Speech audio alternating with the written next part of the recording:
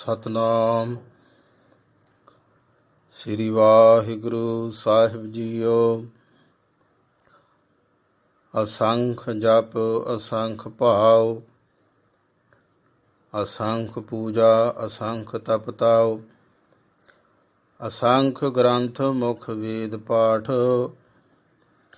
ਅਸੰਖ ਜੋਗ ਮਨ ਰਹਿ ਉਦਾਸ, ਅਸੰਖ ਭਗਤ ਗੁਣ ਗਿਆਨ ਵਿਚਾਰ, ਅਸੰਖ ਸਤੀ ਅਸੰਖ ਦਾਤਾਰ, ਅਸੰਖ ਸੂਰ ਮੋਹ ਪਖਸਾਰ, ਅਸੰਖ ਮੋਨ ਲਿਵ ਲਾਏ ਤਾਰ, ਕੁਦਰਤ ਕਵਣ ਕਹਾ ਵਿਚਾਰ,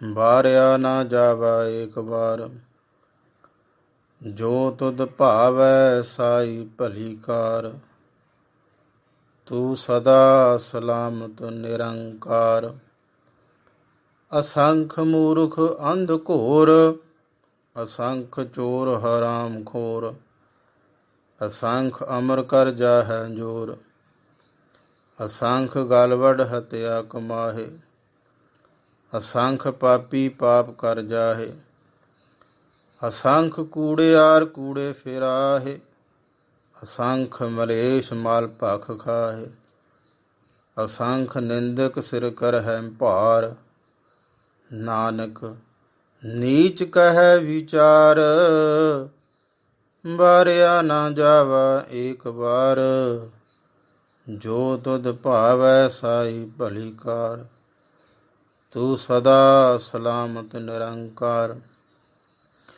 ਅਸੰਖ ਨਾਵ ਅਸੰਖ ਥਾਵ, ਅਗੰਮ ਅਗੰਮ ਅਸੰਖ ਲੋ, ਅਸੰਖ ਕਹਿ ਸਿਰ ਭਾਰ ਹੋਏ, ਅਖਰੀ ਨਾਮ ਅਖਰੀ ਸਾਲਾਹ, ਅਖਰੀ ਗਿਆਨ ਗੀਤ ਗੁਣ ਗਾਹ, ਅਖਰੀ ਲਿਖਣ ਬੋਲਣ ਬਾਣ, ਅਖਰਾ ਸਿਰ ਸੰਜੋਗ ਵਖਾਣ, ਜਿਨ ਇਹ ਲਿਖੇ ਤੇ ਸਿਰ ਨਾਹੇ, ਜੇ ਫਰਮਾਏ ਤਿਵ ਤੇ ਪਾਹੇ, ਜੇਤਾ ਕੀਤਾ ਤੇਤਾ ਨਾਉ, ਵਿਣ ਨਾਵੈ ਨਾਹੀ ਕੋ ਥਾਉ, ਕੁਦਰਤ ਕਵਣ ਕਹਾ ਵਿਚਾਰ, ਬਾਰਿਆ ਨਾ ਜਾਵਾ ਏਕ ਬਾਰ, ਜੋ ਤੁਧ ਭਾਵੈ ਸਾਈ ਭਲੀ ਕਾਰ, ਤੂੰ ਸਦਾ ਸਲਾਮਤ ਨਿਰੰਕਾਰ, ਭਰੀਐ ਹੱਥ ਪੈਰ ਤਨ ਦੇਹ, ਪਾਣੀ ਧੋਤੈ ਉਤਰ ਸੋ ਖੇਹ, ਮੂਤ ਪਲੀਤੀ ਕੱਪੜ ਹੋਏ, ਦੇ ਸਾਬੂਨ ਲਈਐ ਉਹ ਧੋਏ, ਭਰੀਐ ਮਤ ਪਾਪਾਂ ਕੈ ਸੰਗ, ਉਹ ਧੋਪੈ ਨਾਵੈ ਕੈ ਰੰਗ, ਪੁੰਨੀ ਪਾਪੀ ਆਖਣ ਨਾਹੇ, ਕਰ ਕਰ ਕਰਣਾ ਲਿਖ ਲੈ ਜਾਹ, ਆਪੇ ਬੀਜ ਆਪੇ ਹੀ ਖਾਹ, ਨਾਨਕ ਹੁਕਮੀ ਆਵਹੁ ਜਾਹ, ਤੀਰਥ ਤਪ ਦਇਆ ਦਤ ਦਾਨ, ਜੇ ਕੋ ਪਾਵੈ ਤਿਲ ਕਾ ਮਾਨ, ਸੁਣਿਆ ਮੰਨਿਆ ਮਨ ਕੀਤਾ ਭਾਉ, ਅੰਤਰਗਤ ਤੀਰਥ ਮਲ ਨਾਉ, ਸਭ ਗੁਣ ਤੇਰੇ ਮੈਂ ਨਾਹੀ ਕੋਏ, ਬਿਨ ਗੁਣ ਕੀਤੇ ਭਗਤ ਨ ਹੋਏ, ਸਵਸਥ ਆਤ ਬਾਣੀ ਬਰਮਾਓ, ਸਤ ਸੁਹਾਣ ਸਦਾ ਮਨ ਚਾਓ, ਕਵਣ ਸੋ ਵੇਲਾ ਵਖਤ ਕਵਣ ਕਵਣ ਥਿਤ ਕਵਣ ਵਾਰ, ਕਵਣ ਸੇ ਰੁੱਤੀ ਮਾਹੋ ਕਵਣ ਜਿਤ ਹੋਆ ਆਕਾਰ, ਵੇਲ ਨ ਪਾਈਐ ਪੰਡਤੀ ਜੇ ਹੋਵੈ ਲੇਖ ਪੁਰਾਣ,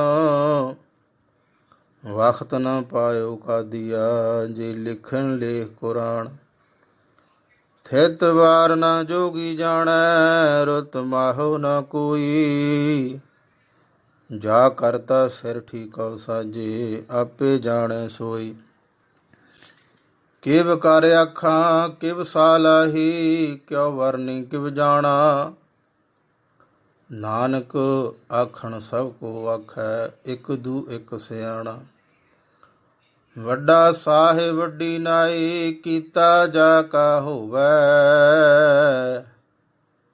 ਨਾਨਕ ਜੇ ਕੋ ਆਪਉ ਜਾਣੈ ਅੱਗੇ ਗਿਆ ਨ ਸੋਹੈ। ਵੱਡਾ ਸਾਹਿਬ ਵੱਡੀ ਨਾਈ ਕੀਤਾ ਜਾ ਕਾ ਹੋਵੈ।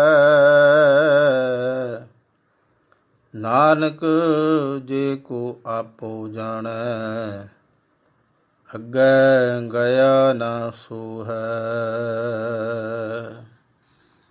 ਵਾਹਿਗੁਰੂ ਜੀ ਕਾ ਖਾਲਸਾ ਵਾਹਿਗੁਰੂ ਜੀ ਕੀ ਫਤਿਹ। ਗੁਰੂ ਪਿਆਰੀ ਸਾਧ ਸੰਗਤ ਜੀਓ, ਅੱਜ ਆਪ ਜੀ ਨੇ ਸ੍ਰੀ ਗੁਰੂ ਗ੍ਰੰਥ ਸਾਹਿਬ ਮਹਾਰਾਜ ਗਿਆਨ ਗੁਰੂ ਜੀ ਦੇ ਚੌਥੇ ਅੰਗ ਦਾ ਉਚਾਰਨ ਜਿਹੜਾ ਸਰਵਣ ਕੀਤਾ ਹੈ। ਤੀਸਰੇ ਅੰਗ ਦੇ ਵਿੱਚ ਆਪਾਂ ਮਾਲਕ ਦੇ ਗੁਣਾਂ ਦੀ ਵਿਚਾਰ ਕੀਤੀ ਸੀ ਵੀ ਸਰਵਣ ਕਰਨ ਦੇ ਨਾਲ ਗਿਆਨ, ਸੰਤੋਖ ਤੇ ਦਾਨ ਦੇਣ ਵਾਲਾ ਸੁਭਾਅ, ਇਹ ਗੁਣ ਪੈਦਾ ਹੋ ਜਾਂਦੇ ਹਨ। ਜਦੋਂ ਸਾਡੇ ਜੀਵਨ ਦੇ ਅੰਦਰ ਗੁਣ ਆਉਣ ਲੱਗ ਜਾਣ, ਬਖਸ਼ਿਸ਼ ਹੋ ਜਾਵੇ, ਫਿਰ ਆਪਾਂ ਕੀ ਕਹਿੰਦੇ ਆ, ਸਭ ਗੁਣ ਤੇਰੇ ਮੈਂ ਨਾਹੀਂ ਕੋਈ। ਚੌਥੇ ਅੰਗ ਦਾ ਉਚਾਰਨ ਹੈ ਇਹ ਕਿ ਹੇ ਮਾਲਕ, ਇਹ ਜਿਹੜੇ ਗੁਣ ਨੇ ਮੇਰੇ ਵਿੱਚ, ਇਹ ਸਭ ਤੇਰੇ ਨੇ। ਬਿਨ ਗੁਣ ਕੀਤੇ ਭਗਤ ਨਾ ਹੋਏ। ਗੁਣਾਂ ਤੋਂ ਹੀਣੇ ਭਗਤੀ ਨਹੀਂ ਕਰ ਸਕਦੇ। ਗੁਣਾਂ ਦੁਆਰਾ ਹੀ ਭਗਤੀ ਹੁੰਦੀ ਹੈ। ਸੋ ਇਹ ਗੁਣ ਨੇ ਜਿਹੜੇ, ਹੇ ਪ੍ਰਭੂ, ਹੇ ਮਾਲਕ, ਹੇ ਪਰਵਤਗਾਰ, ਹੇ ਅਕਾਲ ਮੂਰਤ, ਹੇ ਕਰਤਾ ਪੁਰਖ, ਇਹ ਸਭ ਗੁਣ ਤੇਰੇ ਨੇ। ਸੋ ਅੱਜ ਆਪਾਂ ਚੌਥੇ ਅੰਗ ਦੇ ਵਿੱਚ ਸੰਖੇਪ ਦੇ ਵਿੱਚ ਆਪਾਂ ਵਿਚਾਰ ਕਰਦੇ ਹਾਂ ਕਿ ਜਿਸ ਤਰ੍ਹਾਂ ਹੱਥ, ਪੈਰ, ਤਨ ਸਾਡਾ ਮਿੱਟੀ ਘੱਟੇ ਦੇ ਨਾਲ ਭਰ ਜਾਵੇ, ਪਾਣੀ ਦੇ ਨਾਲ ਅਸੀਂ ਧੋ ਲੈਂਦੇ ਹਾਂ। ਜੇ ਸਾਡੇ ਵਸਤਰ ਮਲੀਨ ਹੋ ਜਾਣ, ਕੱਪੜੇ ਖਰਾਬ ਹੋ ਜਾਣ, ਉਹ ਅਸੀਂ ਸਾਬਣ ਦੇ ਨਾਲ ਦੇ ਸਾਬੂਨ ਲਈਆ ਉਹ ਧੋਏ, ਸਾਬਣ ਲਾ ਕੇ ਧੋ ਲੈਂਦੇ ਹਾਂ। ਇਸ ਤਰ੍ਹਾਂ ਜਿਹੜੀ ਸਾਡੀ ਮੱਤ ਹੈ, ਜਿਹੜੀ ਵਿਕਾਰਾਂ ਦੇ ਨਾਲ ਭਰੀ ਹੋਈ ਹੈ, ਭਰੀ ਹੈ ਮੱਤ ਪਾਪਾਂ ਕਾ ਸੰਗ। ਮੱਤ ਹੈ ਜਿਹੜੀ ਵਿਕਾਰਾਂ ਦੇ ਨਾਲ, ਪਾਪ ਕੀ ਹੈ, ਵਿਕਾਰ ਨੇ, ਕੁਕਰਮ ਕਰਾਉਂਦੇ ਨੇ, ਫਿਰ ਪਾਪ ਬਣਦਾ।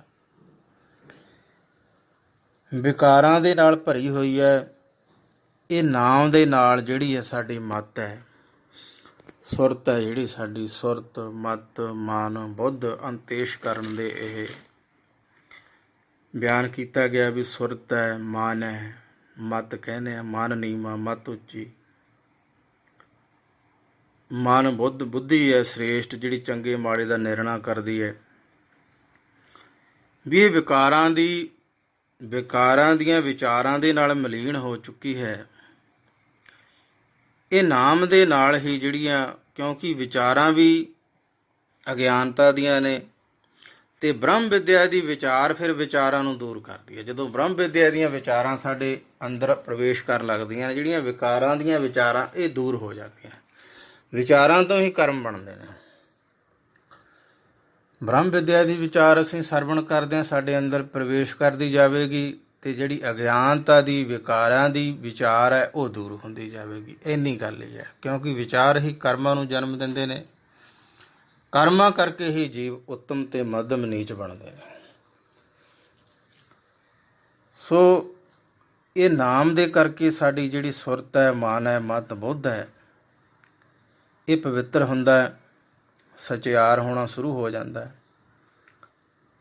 ਪੁੰਨੀ ਪਾਪੀ ਆਖਣ ਨਾਹੇ, ਕਰ ਕਰ ਕਰਣਾ ਲਿਖ ਲੈ ਜਾਓ। ਆਪੇ ਬੀਜ ਆਪੇ ਹੀ ਖਾਹੁ, ਨਾਨਕ ਹੁਕਮੀ ਆਬ ਹੋ ਜਾਓ।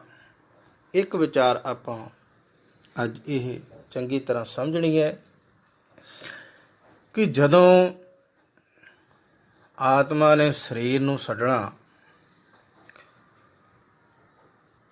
ਜਿੰਨਾ ਸਾਡੀ ਜ਼ਿੰਦਗੀ ਦੇ ਵਿੱਚ ਜਿੰਨੀਆਂ ਵਿਚਾਰਾਂ ਅਸੀਂ ਕੀਤੀਆਂ ਨੇ, ਕਿਸੇ ਦੇ ਨਾਲ ਬੋਲੇ ਆ ਜਾਂ ਜਿੱਥੇ ਜਿੱਥੇ ਵੀ ਅਸੀਂ ਗਏ ਆ, ਜਿਹੜੇ ਸਾਡਾ ਥਾਂ ਹੈ, ਅਸੀਂ ਰਹਿੰਦੇ ਆ, ਰਹਿائش ਕੀਤੀ ਆ, ਕਿਹਨਾਂ ਦੇ ਨਾਲ ਸਾਡਾ ਵਰਤਾਰਾ, ਕੁਦਰਤ ਦੇ ਨਾਲ ਅਸੀਂ ਕਿਵੇਂ ਵਰਤੇ, ਮਨੁੱਖਾਂ ਦੇ ਨਾਲ ਕਿਵੇਂ ਵਰਤੇ, ਜਾਨਵਰਾਂ ਬਾਰੇ ਕੀ ਸੋਚਿਆ, ਪਵਨ ਪਾਣੀ ਧਰਤੀ ਆਕਾਸ਼ ਚੰਦਰਮਾ ਦੇ ਨਾਲ ਅਸੀਂ ਕਿਵੇਂ ਪਿਆਰ ਕੀਤਾ, ਤਾਰਿਆਂ ਨਾਲ ਕਿਵੇਂ ਮੁਹੱਬਤ ਕੀਤੀ, ਸੋ ਰੱਬ ਦੇ ਜੀਵਾਂ ਨੂੰ ਅਸੀਂ ਕੀ ਉਪਦੇਸ਼ ਕੀਤੇ, ਕੀ ਖੱਟਿਆ, ਕੀ ਕਮਾਇਆ। ਇਹ ਵਿਚਾਰਾਂ ਜਿਹੜੀਆਂ ਆਤਮਾ ਦੇ ਨਾਲ ਹੀ ਚਲੀਆਂ ਜਾਂਦੀਆਂ ਨੇ। ਜਿੰਨੀਆਂ ਜੀਵਨ ਦੇ ਵਿੱਚ ਚੰਗੇ ਕਰਮ ਤੇ ਮਾੜੇ ਕਰਮ ਕੀਤੇ ਨੇ, ਇਹ ਜਿਹੜੇ ਵਿਚਾਰ ਹੁੰਦੇ ਨੇ ਸਾਡੇ, ਇਹ ਜਦੋਂ ਜੀਵ ਆਤਮਾ ਨੇ ਸਰੀਰ ਨੂੰ ਛੱਡਣਾ, ਉਹ ਸਾਰੀਆਂ ਵਿਚਾਰਾਂ ਜਿਹੜੀਆਂ ਨੇ ਜੀਵ ਆਤਮਾ ਦੇ ਨਾਲ ਹੀ ਚਲੀਆਂ ਜਾਂਦੀਆਂ ਨੇ, ਜਿਹਦੇ ਕਰਕੇ ਬਹੁਤ ਜੀਵ ਆਤਮਾ ਜਿਹੜੀਆਂ ਪੁੰਨ ਕਰਮ ਕਰਦੀਆਂ ਜਾਂਦੀਆਂ ਨੇ, ਉਹਨਾਂ ਦਾ ਸੁਭਾਅ ਵੀ ਫਿਰ ਪੁੰਨ ਕਰਮਾਂ ਵੱਲ ਹੋ ਜਾਂਦਾ ਹੈ। ਅਤੇ ਜਿਹੜੀਆਂ ਇੱਥੇ ਜਿਹੜੇ ਮਨੁੱਖ ਮੰਦੇ ਕਰਮ ਕਰਦੇ ਨੇ, ਮਾੜੇ ਕਰਮ ਕਰਦੇ ਨੇ, ਫਿਰ ਉਹਨਾਂ ਦਾ ਸੁਭਾਅ ਵੀ ਉਹੀ ਬਣਿਆ ਰਹਿੰਦਾ, ਕਿਉਂਕਿ ਸੁਭਾਅ ਦੇ ਵਿੱਚ ਤਬਦੀਲੀ ਤਾਂ ਮਨੁੱਖਾਂ ਜੀਵਨ ਦੇ ਵਿੱਚ ਜਿੰਨਾ ਸਮਾਂ ਉਹਨਾਂ ਚਿਰ ਹੋ ਸਕਦੀ ਹੈ, ਅਤੇ ਉਹ ਜੀਵਨ ਦੇ ਨਾਲ ਹੀ ਜੀਵਨ ਦੀਆਂ ਕਮਾਈਆਂ ਹੋਈਆਂ ਵਿਚਾਰਾਂ ਜਿਹੜੀਆਂ ਉਹ ਨਾਲ ਚਲੀਆਂ ਜਾਂਦੀਆਂ ਨੇ। ਜਿਹੜੀਆਂ ਪੁੰਨ ਆਤਮਾ ਹੁੰਦੀਆਂ ਨੇ, ਪਰਉਪਕਾਰੀ ਬਿਰਤੀ ਵਾਲੀਆਂ, ਉਹ ਪਰਮੇਸ਼ਰ ਦੇ ਦਰਬਾਰ ਰਚਨਾ ਵਿੱਚ ਸੁੱਖ ਦੇ ਨਾਲ ਰਹਿੰਦੀਆਂ ਨੇ। ਦਰਗਾਹ ਦੇ ਵਿੱਚ ਸਾਰਾ ਜਿਹੜੀ ਰਚਨਾ ਮਾਲਕ ਦਾ ਦਰਬਾਰ ਹੈ, ਅਤੇ ਜਿਹੜੀਆਂ ਜੀਵ ਆਤਮਾ ਨੇ ਪਾਪ ਕਰਮ ਕੀਤੇ ਹੁੰਦੇ ਨੇ, ਉਹ ਪਾਪ ਕਰਮ ਫਿਰ ਨਾਲ ਹੀ ਚਲੇ ਜਾਂਦੇ ਨੇ। ਉਹ ਫਿਰ ਬਹੁਤ ਦੁੱਖ ਪਾਉਂਦੀਆਂ, ਭਰਮਣ ਕਰਦੀਆਂ, ਰਚਨਾ ਵਿੱਚ ਕਿਤੇ ਥਾਂ ਨਹੀਂ ਮਿਲਦੀ ਉਹਨਾਂ। ਸੋ ਇਸ ਕਰਕੇ ਸਾਧ ਸੰਗਤ ਜੀ, ਜੀਵ ਆਪਣਾ ਬੀਜਿਆ ਹੀ ਅੱਗੇ ਜਾ ਕੇ, ਜਿੰਨਾ ਚਿਰ ਜੀਵ ਆਤਮਾ ਰਹਿੰਦੀ ਹੈ, ਉਹਨਾਂ ਚਿਰ ਉਹੀ ਵਿਚਾਰਾਂ ਨੇ ਜਿਹੜੀਆਂ, ਉਹੀ ਉਹਦੇ ਨਾਲ ਰਹਿੰਦੀਆਂ ਨੇ। ਸੋ ਜਿੰਨਾ ਚਿਰ ਅਸੀਂ ਮਨੁੱਖਾ ਜੀਵਨ ਦੇ ਵਿੱਚ ਅਸੀਂ ਉਹ ਵਿਚਾਰ ਨੇ ਜਿਹੜੇ ਮਾੜੇ ਕਰਮਾਂ ਦੇ, ਅਸ਼ੁਭ ਵਿਚਾਰ ਨੇ ਜਿਹੜੇ, ਇਹਨਾਂ ਨੂੰ ਗਿਆਨ ਦੁਆਰਾ ਦੂਰ ਕਰ ਸਕਦੇ ਹਾਂ। ਕਿਉਂਕਿ ਜਦੋਂ ਅਸੀਂ ਜੀਵ ਆਤਮਾ ਨੇ ਸਰੀਰ ਨੂੰ ਛੱਡਣਾ, ਮਨੁੱਖ ਨੂੰ ਇਸ ਗੱਲ ਦਾ ਗਿਆਨ ਹੋ ਜਾਂਦਾ, ਅਨੁਭਵ ਹੋ ਜਾਂਦਾ ਹੈ। ਉਸ ਸਮੇਂ ਜਿਹੜੀਆਂ ਸਾਡੀਆਂ ਵਿਚਾਰਾਂ ਘਰ ਪਰਿਵਾਰ ਥਾਂ ਦੇ ਨਾਲ ਜੁੜੀਆਂ ਹੁੰਦੀਆਂ, ਵੀ ਮੇਰਾ ਘਰ, ਮੇਰਾ ਥਾਂ, ਮੇਰੇ ਪੈਸੇ ਕਿਵੇਂ ਕਰਨਗੇ ਜਵਾਕ, ਬਾਕੀ ਕਿਵੇਂ ਕਰਨਗੇ, ਉਹ ਸਾਰਾ ਫਿਰ ਵਿਚਾਰਾਂ ਜਿਹੜੀਆਂ ਨੇ ਇੱਥੇ ਹੀ ਉਹ ਫਿਰ ਜੀਵ ਆਤਮਾ ਜਿਹੜੀਆਂ ਨੇ ਭਰਮਣ ਕਰਦੀਆਂ ਰਹਿੰਦੀਆਂ ਨੇ। ਸੋ ਇਸ ਕਰਕੇ ਜਿੰਨਾ ਚਿਰ ਅਸੀਂ ਜੀਵਨ ਦੇ ਵਿੱਚ ਸਾਰਾ ਕੁਛ ਆਪਾਂ ਜਿਹੜਾ ਹੈ ਨਿਰਲੇਪਤਾਈ ਦੇ ਨਾਲ ਜਿਹੜਾ ਜੀਵਨ ਬਤੀਤ ਕਰਨਾ, ਕਿਉਂਕਿ ਨਿਰਮਲ ਹੈ, ਜਿਹੜਾ ਨਿਰਮਲਤਾਈ ਹੈ, ਜਦੋਂ ਸਰੀਰ ਛੱਡਣਾ ਫਿਰ ਬਹੁਤ ਸੌਖਾ ਜਿਹਾ ਮਨੁੱਖ ਨੂੰ ਹੁੰਦਾ। ਫਿਰ ਅੱਗੇ ਵਸਣ ਸੁਹੇਲੇ ਵਾਲੀ ਗੱਲ ਹੈ ਵੀ ਅੱਗੇ ਜਾ ਕੇ ਵੀ ਉਹ ਜੀਵ ਆਤਮਾ ਜਿਹੜੀ ਭਰਮਣ ਨਹੀਂ ਕਰਦੀ, ਮੇਰ ਤੇਰ ਨਹੀਂ ਕਰਦੀ। ਨਹੀਂ ਤਾਂ ਤੁਸੀਂ ਇਹ ਦੇਖ ਲਓ ਵੀ ਕਿੰਨੀ ਧਰਤੀਆਂ 'ਤੇ ਸਮਾਧਾਂ ਬਣੀਆਂ ਨੇ, ਮਟੀਆਂ ਬਣੀਆਂ ਹੋਈਆਂ ਨੇ। ਇਸ ਕਰਕੇ ਨੇ ਵੀ ਉਹ ਜੀਵ ਆਤਮਾ ਫਿਰ ਛੱਡਦੀਆਂ ਨਹੀਂ ਥਾਂ ਨੂੰ, ਮਿਹਰ ਕਰਦੀਆਂ ਵੀ ਸਾਡਾ ਥਾਂ, ਸਾਡੀ ਜ਼ਮੀਨ ਆ, ਸਾਡਾ ਘਰ ਹੈ, ਸਾਡਾ ਇਹ ਹੈ, ਸਾਡਾ ਉਹ। ਫਿਰ ਇਸ ਕਰਕੇ ਜਿਹੜਾ ਵਾਯੂ ਮੰਡਲ ਦਾ ਸੰਤੁਲਨ ਹੈ ਉਹ ਉੱਦਾਂ ਹੀ ਖਰਾਬ ਹੋ ਜਾਂਦਾ ਹੈ। ਜਿਹੋ ਜਿਹਾ ਸਾਡਾ ਸੁਭਾਅ ਹੈ, ਨਿਰਮਲਤਾ ਹੀ ਵਾਯੂ ਮੰਡਲ ਵੀ ਨਿਰਮਲ ਹੋ ਜਾਂਦਾ ਹੈ। ਜਿਹੋ ਜਿਹਾ ਮਨੁੱਖਤਾ ਦਾ ਸੁਭਾਅ ਹੈ, ਪਾਪ ਕਰਮ ਕਰਦਿਆਂ ਫਿਰ ਵਾਯੂ ਮੰਡਲ ਦੇ ਵਿੱਚ ਵੀ ਅਸਰ ਪੈਂਦਾ। ਉਹ ਵਾਯੂ ਮੰਡਲ ਫਿਰ ਇਹੋ ਜਿਹਾ ਹੀ ਪ੍ਰਭਾਵ ਪੈਂਦਾ ਜਿਹੋ ਜਿਹਾ ਸਾਡੇ ਜੀਵਾਂ ਦੀ ਜਿਹੜੀ ਸੋਚ ਹੈ, ਕਰਮ ਕਰਦੇ ਨੇ, ਇਹੀ ਵਾਯੂ ਮੰਡਲ ਦੇ ਵਿੱਚ ਚਲੇ ਜਾਂਦੇ ਨੇ। ਸੋ ਇਸ ਕਰਕੇ ਆਪਾਂ ਮਨੁੱਖਾ ਜੀਵਨ ਦੇ ਵਿੱਚ ਰਹਿੰਦੇ ਰਹਿੰਦੇ ਨਿਰਮਲ ਕਰਮ ਕਰੀਏ, ਗਿਆਨ ਦੀ ਪ੍ਰਾਪਤੀ ਕਰੀਏ, ਤਾਂ ਜੋ ਸਾਡਾ ਇੱਥੇ ਵੀ ਜੀਵਨ ਸੌਖਾ ਸਤ ਸੰਤੋਖ ਬੜਾ ਬਤੀਤ ਹੋ ਜਾਵੇ। ਜਦੋਂ ਜਾਣਾ ਉਦੋਂ ਵੀ ਮਾਲਕ ਕਿਰਪਾ ਕਰੇ, ਅਕਾਲ ਮੂਰਤ ਕਿਰਪਾ ਕਰੇ ਵੀ ਸਾਡਾ ਜਿਹੜਾ ਅੰਤਲਾ ਸਮਾਂ ਉਹ ਵੀ ਸੌਖਾ ਹੋਵੇ ਅਤੇ ਅੱਗੇ ਵੀ ਅਸੀਂ ਜਿਹੜਾ ਹੈ ਜੀਵ ਆਤਮਾ ਸੌਖੀ ਵਸੇ। ਸੋ ਇੰਨੀਆਂ ਕੀ ਬੇਨਤੀਆਂ ਪ੍ਰਵਾਨ ਕਰਨੀਆਂ ਜੀ। ਗੁਣਾਂ ਨੂੰ ਧਾਰਨ ਕਰੀਏ ਅਤੇ ਆਪਣੇ ਜੀਵਨ ਨੂੰ ਨਿਰਮਲ ਕਰੀਏ। ਵਾਹਿਗੁਰੂ ਜੀ ਕਾ ਖਾਲਸਾ, ਵਾਹਿਗੁਰੂ ਜੀ ਕੀ ਫਤਿਹ।